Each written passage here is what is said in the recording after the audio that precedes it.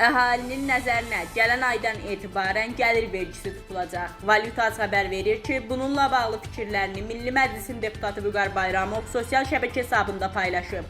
Gələn aydan gəlir vergisində kimlərə güzəştlər ediləcək? Vüqar Bayramov qeyd edib ki, məcəlləyə əsasən bütövlükdə bütün muzlu işçilərə 200 manat vergi güzəşti tətbiq olunur.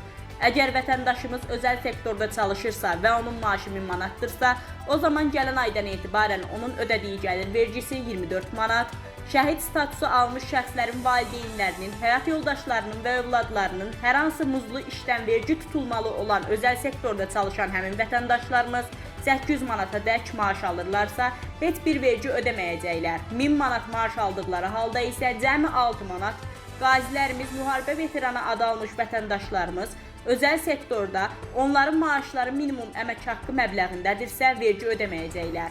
1000 manat maaş aldıqları halda isə 18 manat vergi ödəyəcəklər.